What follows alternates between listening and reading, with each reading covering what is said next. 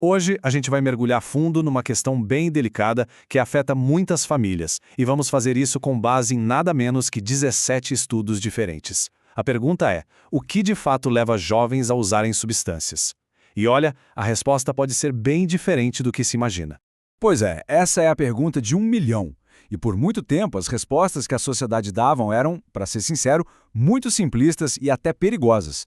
Antigamente, a conversa era outra, né? O uso de substâncias era visto quase como uma falha de caráter, uma fraqueza moral, uma visão que era totalmente baseada em mitos e que ignorava completamente o contexto, a dor e as pressões da vida de uma pessoa. Felizmente, a ciência moderna nos deu uma imagem muito mais clara e complexa. A melhor forma de entender isso é imaginar uma balança, sabe? De um lado, a gente coloca os fatores de risco, do outro, os fatores de proteção. É o equilíbrio, ou a falta dele, entre esses dois lados que conta a verdadeira história. Então, vamos começar a colocar peso nessa balança. E o primeiro grande peso que a gente vai adicionar vem do lugar que deveria ser o mais seguro de todos, a própria casa. E o que impressiona aqui é a consistência dos dados. Dos 17 estudos analisados, 7 deles apontaram exatamente para esses mesmos fatores. Quando os pais usam substâncias, isso não só serve de modelo, mas cria uma sensação perigosa de que aquilo é normal. Se a gente soma isso com falta de supervisão e um ambiente de briga constante, bom, aí temos alguns dos mais fortes indicadores de risco. E só para ter uma ideia do impacto real disso, um dos estudos mostrou que só a má gestão familiar, ou seja, falta de regras claras e de supervisão, pode aumentar a chance de um adolescente usar álcool em 143%. É um número que, sinceramente, a gente não pode ignorar. E essa citação da pesquisa amarra tudo isso de forma perfeita. Não se trata de um único problema, mas de todo um ecossistema familiar que, quando é tóxico, pode acabar abrindo as portas para o uso de substâncias. Agora, saindo de casa, vamos colocar mais um peso nessa balança do risco. Dessa vez, olhando para o mundo social e escolar do jovem. A influência dos amigos na adolescência é gigante.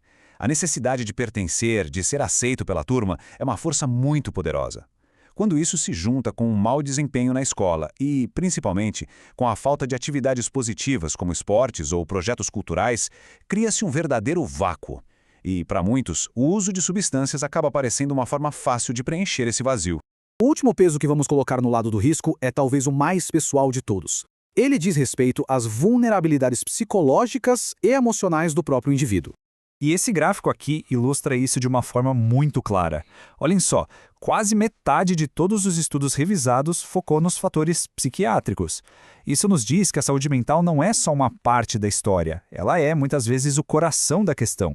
Questões como depressão, ansiedade ou sentimentos de baixa autoestima e até agressividade, tudo isso pode criar uma dor interna imensa. E para um jovem que está sofrendo, as substâncias podem parecer uma forma de automedicação, sabe? Uma tentativa muitas vezes desesperada de encontrar algum alívio. Ok, até agora a balança parece bem desequilibrada, pendendo perigosamente para o lado do risco, né? Mas é aqui que a história tem uma virada crucial. Agora vamos começar a adicionar peso do outro lado, o lado dos fatores de proteção, as forças positivas que podem restaurar o equilíbrio. Esse slide mostra o poder do contrapeso em ação. Para cada fator de risco dentro da família, existe um fator de proteção que pode neutralizá-lo. O conflito é combatido com laços fortes e afeto. A falta de regras com clareza e consistência. E o exemplo negativo dos pais é combatido com apoio, com cuidado, com zelo. E aqui está a grande sacada. Um fator de proteção não é só a ausência de algo ruim, não mesmo. É uma força ativa, positiva, é aquilo que constrói resiliência, o que ensina uma pessoa a lidar com os desafios que, inevitavelmente, vão aparecer na vida. E aqui está, talvez, a descoberta mais esperançosa de toda essa revisão. A qualidade do relacionamento entre pais e filhos, o apoio, o diálogo, a presença. Isso apareceu várias e várias vezes em diferentes estudos como o escudo mais poderoso de todos. Não é sobre ter controle, mas sim sobre ter conexão. Então, vamos juntar todas as peças. O que essa balança de risco e proteção nos diz no final das contas? E este ponto é fundamental. Essas pesquisas vieram de diferentes países, de diferentes culturas, mas as conclusões foram as mesmas.